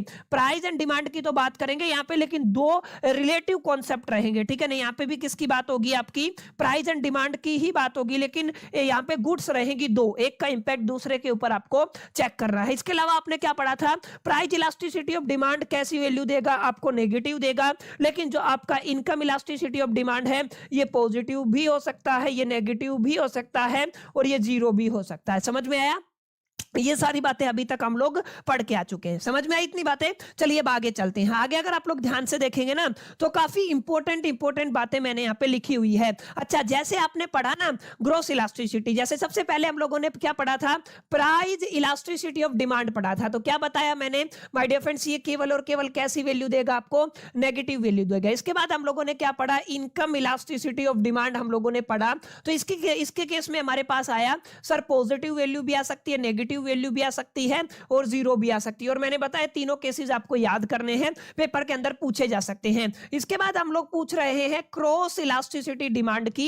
यहां पर दो गुड्स की बात होंगी। याद क्या रखना है, याद ये रखना है इसकी जो वैल्यू है ना माय डियर फ्रेंड्स, वो आपकी पॉजिटिव भी हो सकती है, नेगेटिव भी हो सकती है और अगेन क्या हो सकती है, जीरो भी हो सकती है। समझ में आया, इसको भी आपको याद करके चलना है, काफी इंपॉर्टेंट बात है। और अगर आप लोग ध्यान से देखेंगे, type of cross elasticity of demand की बात करते हैं, तो यहां पे क्या कहेंगे, cross elasticity help identify where two goods are substitute. हमें ये आइडेंटिफाई करना है कहां पे गुड्स को सब्स्टिट्यूट किया जा सकता है, कॉम्प्लीमेंट किया जा सकता है या अनरिलेटेड रहने वाली है। क्लियर, तीन केसेस आपको याद करने हैं आपके एग्जामिनेशन के लिहाज से। पॉजिटिव क्रॉस इलास्टिसिटी जब आपका XED ग्रेटर देन जीरो है, आपका क्या आ जाएगा, नेगेटिव यानी लेस देन जीरो है। अगर आपका XED किसके इक्वल है, जीरो के इक्वल है। तो तीनों केसेस में अच्छे से लिख के आना। देखिए, अगर आपसे ये कॉन्सेप्ट आता है तो आपको पॉजिटिव का भी एक्सप्लेनेशन देना है, नेगेटिव का भी एक्सप्लेनेशन देना है और जीरो का भी एक्सप्लेनेशन देना है। दैट्स इट, ठीक है ना। और सारी बातें फॉर्मूले के ऊपर डिपेंड करती है। फॉर्मूले के ऊपर माने कब पॉजिटिव आएगा, अब ऑब्वियस सी बात है, जो फॉर्मूला है न्यूमिनेटर बड़ा है डिनोमिनेटर से तो पॉजिटिव आ जाएगा। डिनोमिनेटर छोटा है, अगर न्यूमिनेटर छोटा है डिनोमिनेटर से तो वैल्यू लेस देन जीरो आएगी। और अगर आप लोग बात करते हैं दोनों इक्वल है तो कितना आ जाएगा, आपका जीरो के इक्वल आ जाएगा। तो ये आपको फॉर्मूले के अकॉर्डिंग एडजस्ट करना है। अगर आप लोग नहीं कर सकते adjust my dear dear friends, सब कुछ मैंने लिखा हुआ है, सारी बातें आप लोग पीडीएफ डाउनलोड करेंगे तो जस्ट थोड़ा बहुत तो आपको याद करना ही पड़ेगा, ठीक है ना। सारी बातें आपको एक जगह मिल रही है तो ऑब्वियसली आप लोग इस चीज का बेनिफिट उठा सकते हैं, ठीक है। आई होप कितनी बातें आपको समझ में आई होंगी, यहां तक आपको एक क्लैरिटी मिला होगा। इसके अलावा माय डियर फ्रेंड्स एक और आपका इलास्टिसिटी ऑफ डिमांड है जिसको आप लोग कहते हैं आर्क इलास्टिसिटी ऑफ डिमांड। अभी तक हमने क्या पढ़ा, अभी तक हमने पढ़ा कि जब भी आप लोग ग्राफ प्लॉट करते हैं, ध्यान रखिएगा, जब भी आप लोग क्या करते हैं ग्राफ प्लॉट करते हैं, कुछ इस तरीके का ग्राफ होता है my dear friends. Let us say कि मैंने दो वैल्यूज ले ली है, एक वैल्यू मेरी यहां पे एग्जिस्ट करती है और एक वैल्यू मेरी यहां पे एग्जिस्ट करती है, ठीक है। ये ग्राफ है, किसी भी कमोडिटी का आप लोग लेके चल सकते हैं। और माय डियर फ्रेंड्स मेरे को क्या करना है, मेरे को यहां पे एक ये पॉइंट हो गया, एक ये पॉइंट हो गया, ठीक है ना। अब मैं अगर इसको मिला दूं या फिर आपका जो मान लीजिए आर्क बन जाए, यहां पे क्या बन जाए, आर्क बन जाए, कुछ इस तरीके का सीन आप लोग लेके चले। और यहां से अगर आप लोग देखेंगे ना, मैं अगर आपको थोड़ा सा छोटा करके यहां पे दिखाऊं तो ये जो आर्क है ना, इसको अगर मैं स्ट्रेट लाइन में भी कन्वर्ट कर सकता हूं। समझ में आई मेरी बात, स्ट्रेट लाइन में भी कन्वर्ट कर सकता हूं। वैसे अगर आप लोग देखेंगे ना तो this is called the arc, इसको आप लोग क्या कहते हैं, इसको आर्क कहते हैं। तो कुछ इसी तरीके का कॉन्सेप्ट हमको यहां पे पढ़ना है जब भी आप लोग किसकी बात करेंगे, आर्क की। तो arc elasticity of demand is the measures the average elasticity. ध्यान रखिएगा ये क्या निकालती है, एवरेज इलास्टिसिटी। जैसे दो पॉइंट है, एक आपका ए पॉइंट है और दूसरा कौन सा है, बी पॉइंट है। दोनों का माय डियर फ्रेंड्स हम लोग क्या ले लेंगे, एवरेज ले लेंगे। वो क्या होगा, average elasticity, arc elasticity demand होगा, ठीक है। तो आप लोग क्या कहेंगे, measure the average elasticity of demand between the two points on the demand curve. देखिए कितने पॉइंट्स की बात हो रही है, दो पॉइंट्स की बात हो रही है। कहां पे है, डिमांड कर्व के ऊपर। कौन कौन से दो पॉइंट है, एक ए है और एक बी है। दोनों का एवरेज लेके चलते हैं और वो एवरेज क्या कहलाता है, आर्क इलास्टिसिटी ऑफ डिमांड कहलाता है। समझ में आई मेरी बात। तो इसको क्या कहेंगे हम लोग, आर्क इलास्टिसिटी ऑफ डिमांड कहेंगे। अब ध्यान क्या रखना, it used when there is a large change in the price. जब भी ज्यादा प्राइस के अंदर चेंज आएगा ना, उस केस में हम लोग आर्क इलास्टिसिटी ऑफ डिमांड को क्या करके चलेंगे, कंसीडरेशन में लेके चलेंगे। समझ में आया। तो कुछ पॉइंट है इनको आप लोगों को याद करना है, जहां पे ज्यादा ही चेंजेस आ जाते हैं तो उस केस में आप लोग क्या लगाते हैं, आर्क इलास्टिसिटी ऑफ डिमांड लगाते हैं। अब इसका फॉर्मूला बड़ा जरूरी है, ध्यान रखिएगा, इसका फॉर्मूला बड़ा जरूरी है और इसकी जरूरत क्यों है ये पढ़ लीजिए। Why arc elasticity is needed, क्यों इलास्टिसिटी नीडेड है ये ध्यान रखिएगा। When we use regular elasticity formula between the 2 points, using the initial price given one result and using the final price given the another result। माने आप लोग initial price लेके चलेंगे, एक रिजल्ट मिलेगा, फाइनल प्राइस लेके चलेंगे, एक और रिजल्ट मिलेगा। This creates a inconsistency. ये क्या करता है, एक इनकंसिस्टेंसी क्रिएट करता है। हम दो पॉइंट की बात करें, एक इनिशियल पॉइंट एक फाइनल पॉइंट है, इसके ऊपर इलास्टिसिटी निकालेंगे, फाइनल के ऊपर इलास्टिसिटी निकालेंगे, दो अलग अलग रिजल्ट निकल के आएंगे, इनकंसिस्टेंट हो जाएगा हमारा सॉल्यूशन। तो हमें कंसिस्टेंट रखना है। तो दोनों का क्या ले लेंगे, एवरेज ले लेंगे, दोनों का क्या ले लेंगे, मिड पॉइंट ले लेंगे। दैट्स व्हाई हमारे क्या काम आएगा, आर्क इलास्टिसिटी काम आएगा। समझ में आया। तो इसलिए हम लोग कह सकते हैं ये आपका यूनिक एंड कैसा रहने वाला है, कंसिस्टेंट रहने वाला है। स्टार मार्क कर लीजिए, कई बार इसके ऊपर न्यूमेरिकल आ जाता है। फॉर्मूला आपको याद करना है। फॉर्मूला क्या कहता है, जब भी आपसे पेपर में पूछेगा, क्या पूछेगा, आपको निकालना है आर्क इलास्टिसिटी ऑफ डिमांड, ई और ए, ठीक है ना। स्मॉल ए मतलब आर्क इलास्टिसिटी ऑफ डिमांड है। याद रखिएगा आपको क्या करना है, क्वांटिटी के अंदर चेंज निकालना है, यानी कि आपकी क्वांटिटी के अंदर जो चेंज आया है अपॉन में जो आपका एवरेज क्वांटिटी है। देखिए क्या लिखोगे आप लोग, एवरेज क्वांटिटी। समझ में आया। तो आप लोग क्या कहेंगे, सर आपकी क्वांटिटी के अंदर जो चेंज आया अपॉन में कितना आ जाएगा, एवरेज क्वांटिटी आ जाएगा। अब सिमिलरली इसको मेरे को डिवाइड कर देना है प्राइस से, यानी कि आप लोग क्या कहेंगे, चेंज इन प्राइस कह देंगे और अपॉन में क्या कह देंगे, जो आपका एवरेज प्राइस है। क्लियर है।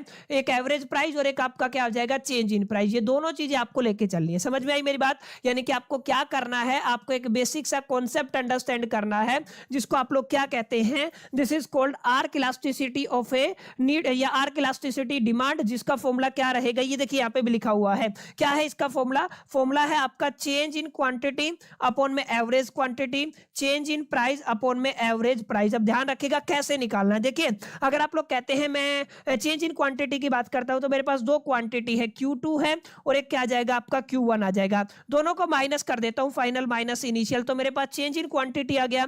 अगर मैं कहूं Q2 को मैं Q1 में ऐड कर दूं और इसको 2 से डिवाइड कर दूं तो ये एवरेज आ जाएगा। क्या आ जाएगी, ये एवरेज क्वांटिटी आ जाएगी। समझ में आई। ऐसे ही आपको क्या करना, प्राइस के केस में मैंने P2 में से 2 प्राइस ले लिया, P1 को माइनस कर दिया, तो ये चेंज इन प्राइस आ जाएगा। ऐसे आप लोगों को क्या करना है, P1 के अंदर P2 को ऐड कर देना है, डिवाइड कर देना है 2 से, तो ये क्या आ जाएगा माय डियर फ्रेंड्स, ये आपका एवरेज प्राइस आ जाएगा। समझ में आया? तो बहुत बेसिक बातें आपको यहाँ पे करके चलनी है, सब कुछ बोर्ड पे लिखा हुआ है, पीपीटी के अंदर डाला हुआ है, ठीक है ना। देखिए Q2 minus Q1 change in quantity और एवरेज Q1 प्लस में Q2 डिवाइडेड बाय 2, और ये आपका डिवाइड प्राइस से हो जाएगा, ठीक है। ये कुछ केसेस है जिनको आपको याद रखना। अच्छा, कुछ बातें हैं जिनको आप लोग याद रखिएगा। अगर आपका रिजल्ट आता है यानी कि इलास्टिसिटी या आर्क इलास्टिसिटी 1 से बढ़ाता है तो आप लोग कहेंगे इलास्टिक डिमांड है, अगर 1 के इक्वल आता है तो यूनिटरी इलास्टिक है, अगर लेस देन 1 आता है तो आप लोग कहेंगे इन इलास्टिक डिमांड है, ठीक है। रिजल्ट के ऊपर पूछ सकता है इलास्टिक है, इन इलास्टिक है या यूनिटरी इलास्टिक है, तो आपका जो आर्क इलास्टिक डिमांड है वो अगर 1 से बढ़ा तो इलास्टिक, इक्वल 1 यूनिटरी, और लेस देन 1 आता है तो क्या हो जाएगा, इन इलास्टिक हो जाएगा, ठीक है। अहम फॉर्मूला है, जरूरी फॉर्मूला है, याद रख लीजिएगा, रट के एग्जामिनेशन में जाइएगा, ठीक है ना। अब चलते हैं, कुछ इंपॉर्टेंट क्वेश्चन है, मार्क कर लीजिएगा। ये वाला सवाल बड़ा मैंने पेपर में देखा है, ठीक है ना, काफी बार रिपीट हुआ है, तो इसको एक बार फटाफट से रीड करते हैं ताकि हमें क्लैरिटी मिल सके। देखिए क्या क्वेश्चन है, वुड 2 पैरेलल स्ट्रेट लाइन, किसकी बात कर रहा है, 2 पैरेलल स्ट्रेट लाइन की बात कर रहा है, ठीक है ना, जो क्या है डिमांड कर्व के ऊपर है, have the same elasticity of demand, क्या उनकी सेम इलास्टिसिटी ऑफ डिमांड हो सकती है, किसकी बात कर रहा है, सेम इलास्टिसिटी ऑफ डिमांड। ध्यान से समझना, सवाल बड़ा ट्रिकी है, सेम इलास्टिसिटी ऑफ डिमांड हो सकती है eight a given price, clear है। अब यहां पे आपको देखना है इलास्टिसिटी ऑफ डिमांड किन फैक्टर्स के ऊपर डिपेंड करती है। देखिए इलास्टिसिटी ऑफ डिमांड प्राइस के ऊपर तो डिपेंड करती है, इसने क्या कहा, एक प्राइस गिवन है, क्या है, एक प्राइस गिवन है, 2 स्ट्रेट लाइन है, प्राइस दोनों का सेम है लेकिन क्वांटिटी अलग है, क्या है, क्वांटिटी अलग है। तो याद रखिएगा जब क्वांटिटी बदलती है ना तो आपका स्लोप बदलता है, क्या बनता, बदलता है, स्लोप बदलता है। और आपको याद ये रखना है इलास्टिसिटी ऑफ डिमांड की अगर आप लोग बात करते हैं, अगर मैंने क्या कहूं आपको इलास्टिसिटी ऑफ डिमांड, तो आपको ये याद रखना है इलास्टिसिटी ऑफ डिमांड केवल एक फैक्टर के ऊपर डिपेंड नहीं करता है कि आपका प्राइस फिक्स हो गया तो मामला सेट हो गया, इसके अलावा स्लोप के ऊपर भी डिपेंड करता है, और स्लोप क्वांटिटी के बदल जाने से बदल जाता है। दैट्स व्हाई हम लोग क्या कहेंगे, हम लोग ये कह सकते हैं नो, हम लोग क्या कहेंगे, नहीं, 2 पैरेलल लाइंस जो भी आपकी demand curves do not have the same elastic at a given price, price जो भी हो अगर उनकी क्वांटिटी बदली हुई है तो उनका क्या नहीं रहेगा, सेम इलास्टिक पॉइंट नहीं रहेगा, even though they are parallel, चाहे वो पैरेलल हो कोई फर्क नहीं पड़ता, उनका स्लोप क्या है, इक्वल। अब देखिए पैरेलल है तो उनका स्लोप क्या है, इक्वल है। The elasticity of demand will be different at the same price and the quantity level, ये आपको थोड़ा याद रखना है। Elasticity depend on the both, किस किस के ऊपर डिपेंड करती है, स्लोप के ऊपर भी डिपेंड करती है एंड प्राइस क्वांटिटी रेशियो के ऊपर भी, ये बात मैं आपको बताना चाहता था। अगर आपका उसने क्या कर दिया, प्राइस फिक्स कर दिया, क्या कर दिया, प्राइस फिक्स कर दिया, दोनों के अंदर प्राइस सेम है, ठीक है ना, उसने क्या किया, स्लोप भी सेम कर दिया, क्या कर दिया, स्लोप भी क्या कर दिया, सेम कर दिया, ठीक है। अब क्या, अब बताइए, अब क्या दोनों के बीच में इलास्टिसिटी सेम रहेगा, तो यहां पे आंसर आएगा नो, क्योंकि इसके अलावा आपको क्या करना है, एक फैक्टर और लेके चलना है, हमें प्राइस के साथ क्वांटिटी का रेशियो भी लेके चलना है, समझ में आया। हम लोग क्या कहेंगे, प्राइस के साथ क्वांटिटी का रेशियो भी लेके चलेंगे, क्योंकि क्वांटिटी डिफरेंट है तो रिजल्ट अलग आएगा, दैट्स व्हाई यहां पे रिजल्ट क्या आएगा, डिफर करेगा, समझ में आया। यानी आप लोग ये कह सकते हैं स्लोप प्लस में आप लोग क्या कह सकते हैं, आपका प्राइस क्वांटिटी रेशियो, दोनों फैक्टर के ऊपर डिपेंड करती है आपकी इलास्टिसिटी। अगर एक भी चीज बदली, यानी कि आप लोग ये कह दीजिए, ठीक है उसने कह दिया स्लोप सेम है, ठीक है ना, उसने कह दिया प्राइस सेम है, हाँ वो अगर ऐसा कह देना कि क्वांटिटी भी सेम है, क्या है आपकी क्वांटिटी भी सेम है और स्लोप सेम क्यों है, क्योंकि ये दोनों पैरेलल लाइंस है, तो उस केस में हम लोग कहेंगे यस, लेकिन इस केस में हम लोग क्या कहेंगे, नो। अब यहाँ पे ध्यान से देखिएगा, ये फॉर्मूला आपको बड़ा काम आएगा, इसको याद रख लीजिएगा। ये क्या कहता है, इलास्टिसिटी डिमांड का फॉर्मूला है प्राइस अपॉन क्वांटिटी मल्टीप्लाई में 1 बाय स्लोप, याद रखिएगा।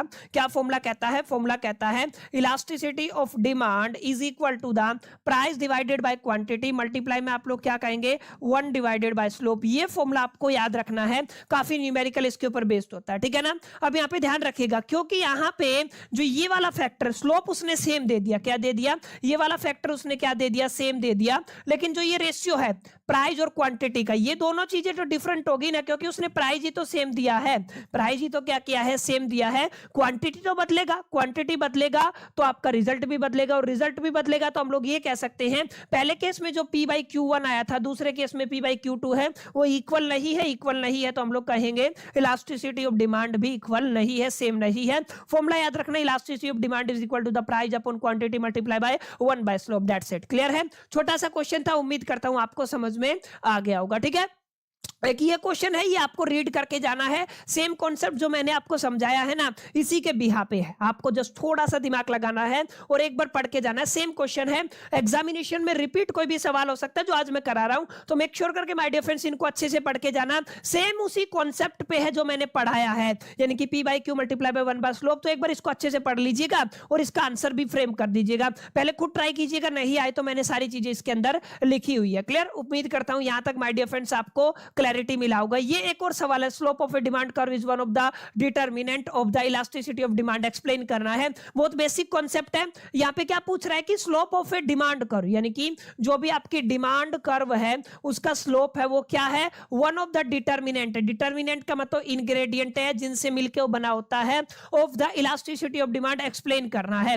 यस, इतनी बात सही है कि वन ऑफ द इंग्रेडिएंट है, लेकिन आपको ये बताना है यहां पे कि सर जब आप लोग इलास्टिसिटी ऑफ डिमांड निकालते हैं तो हम एक फैक्टर और लेके चलते हैं, प्राइस क्वांटिटी रेशियो, मल्टीप्लाई में क्या कहते हैं, 1 बाय स्लोप भी कहते हैं। तो वन एंड ओनली फैक्टर नहीं है आपका ये स्लोप, बल्कि आप लोग कह सकते हैं तो इनमें से एक फैक्टर है। दूसरा फैक्टर क्या होएगा, दूसरा फैक्टर होएगा प्राइस क्वांटिटी रेशियो। यहां पे लिखा हुआ है, बराबर लिखा हुआ है प्राइस क्वांटिटी रेशियो, इसको आपको अच्छे से करके जाना है। यहां पे आपको ये सारी बातें बता के आनी है जो मैंने एक्सप्लेनेशन दी हुई है। पेपर में कैसे लिखना है वो सारा मैंने कंटेंट दिया हुआ प्रेजेंटेशन के अंदर, एक बार थोड़ा सा दिमाग लगा लेंगे ना तो आपका काम बन जाएगा। क्लियर? सारी बातें माय डियर फ्रेंड्स यहां पे लिखी हुई है, ये कुछ कुछ क्वेश्चन मैंने डाले हुए हैं, क्वेश्चन को रीड कीजिएगा। हर क्वेश्चन थोड़े से डिफरेंट प्रोस्पेक्टिव के साथ माय डियर फ्रेंड्स आपका रहने वाला है। इसके अलावा एक सवाल आपसे क्या पूछा जाएगा, ध्यान रखिएगा, आपसे ये पूछा जा सकता है, prove that any straight line supply curve, किसकी बात हो रही है, सप्लाई कर्व की बात हो रही है, पासिंग थ्रू द ओरिजिन, जो कहां से पास होती है, ओरिजिन से पास होती है, has a value of elasticity is equal to the 1, यानी आपको इलास्टिसिटी निकालना है। क्या निकालना है, इलास्टिसिटी निकालना है। तो मेरे को बताओ इलास्टिसिटी का फॉर्मूला क्या होता है। अगर आप लोग इलास्टिसिटी निकालना चाहते हैं तो इलास्टिसिटी का एक बेसिक फॉर्मूला होता है, हम लोग कहते हैं percentage change in price upon में हम लोग क्या कहते हैं, परसेंटेज चेंज इन क्वांटिटी। आप लोग क्या कहेंगे, elasticity is equal to the percentage change in quantity, आप लोग क्या कहेंगे, डिवाइड में क्या आ जाएगा, परसेंटेज चेंज इन प्राइस, ये कहते हैं। अगर आप इसको डिफरेंशियल फॉर्म में लिखना चाहते हैं तो हम लोग कहेंगे dq by dt, sorry dq by dp, क्या कहेंगे, dq बाई dp, और इसका रेसिप्रोकल करके नॉर्मल लिख दो, यानी कि p अपॉन में क्या हो। समझ में आया? जब भी आपको इसको चेंज करना, टेक्निक बता रहा हूं, याद रखिएगा। क्या होता है इलास्टिसिटी का फॉर्मूला, आप लोग कहते हैं percentage change in quantity, percentage change in price. तो इसका अगर आप लोग खोलना चाहते हैं तो dq बाई dp तो हो जाएगा, अब इसका उल्टा कर दीजिए, p बाई q आ जाएगा। अब आपको करना क्या है, आपको इलास्टिसिटी की इसकी भी वैल्यू निकाल लेनी है और इसकी भी वैल्यू निकाल लेनी है। यानी आप लोग क्या निकालेंगे, dq बाई dp की वैल्यू निकालेंगे और p बाई q की वैल्यू निकालेंगे, और दोनों को मल्टीप्लाई करके आपको आंसर कितना दिखाना है, 1 दिखाना है। सवाल समझ में आया?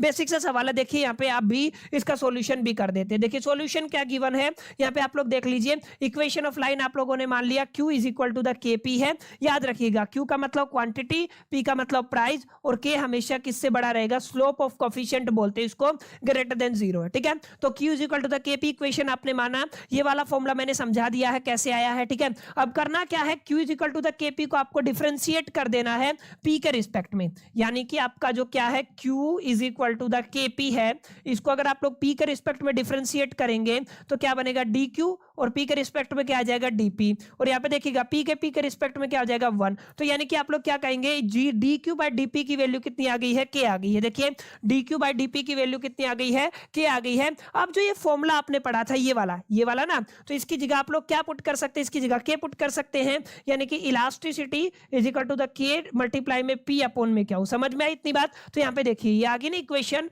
Elasticity is equal to the K multiply K is equal to the sorry ES is equal to the K multiply में P अपॉन में Q। अब ध्यान रखिएगा, जो आपने Q is equal to the KP पढ़ा था, क्या पढ़ा था? Q is equal to the KP, और मैं P को अगर इधर ले आऊं तो ये क्या बन जाएगा? Q अपॉन में P is equal to the K, यानी कि आप लोग क्या कहेंगे? Q अपॉन में P की वैल्यू कितनी है? K है। तो ये तो K था, अब इसकी वैल्यू कितनी है आपकी? 1 अपॉन में K आ जाएगा।